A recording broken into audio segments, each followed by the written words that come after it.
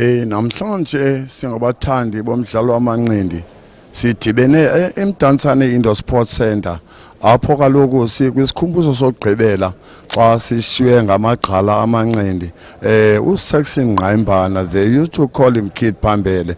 Namhlanje silapha eMdantsane Indoor Sports Center ekhatshwa ngamanye amagqala abafana abancinci uSimphiwe wakwaMayeza noSiphendulwe Qumrha, abafana bebeseze ngoluze ebuzweni. Ungajonga phaa ecaleni kwam nalapha emva kwam ngabantu abaninzi. Awukhumbula kaloku uSaxon Ngqaimbana odume kakhulu kulo mdlalo wamanqindi, kodwa xa unofumanisa ujonge nje kakuhle ngoyena mntu ungakhange benampumelelo benethamsanqa nentlahla kulo mdlalo wamanqindi. Uyawujonga kwecala lamqendelo lamanqindi ulwile nazo zonke i-future champions ne-former South African champions, kodwa yena ngelishwa lo mdlali singaziyo uba kwenzeka kanjani khangabe naye nechance into yoba ngayilwela i-SA title. Kodwa ujonge kakuhle Saxon, he was the first boxer uba yi-Cape champion apho wayidefenda khona ititle yakhe 9 times engazange linikwe ithuba lento yokuba elwele ibhandi. Uthe kanye xa eqala ukuyinikwa ithuba lolwela ibhandi kwavela intwana eseze ngobuso kancinci elizweni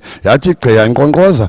Ndikhumbula xa ndizawukubalisela nje kancinci mphathi ngalento yenga wena mphulaphuli kancinci njengoVuyani Bhungu. Uthe kanye xa ezawulwa ne-Family Porter esilwela the SA title for the first time wanikwa uVuyani Bhungu ithuba lento yokuba maka-challenge i-SA kuSaxon, kwabe kanti kuphelile ngaye. Laphela ke ngoku ithuba lento yokuba ayilwele i-SA, kodwa ulwile namagqala amaninzi oGuy Boniyekiso ophindile Gayika. Ndithetha ngamadoda mna avele obambe ibhandi ze-South Africa, ulwile nabo noHani Ndwanya, ulwile nabantu abaninzi oVuyani Mbinda, amadoda lawo amakhulu kwecandelo lamanqindi. Kodwa ke namhlanje nje i-memorial service yakhe ekhatshwa ngabafana abathe bobona uba umphumile umphefumlo wakhe nabo balandela umfana kuthiwa nguSimphiwe kunye nomfana kuthiwa nguSiphendulwe Qumrha.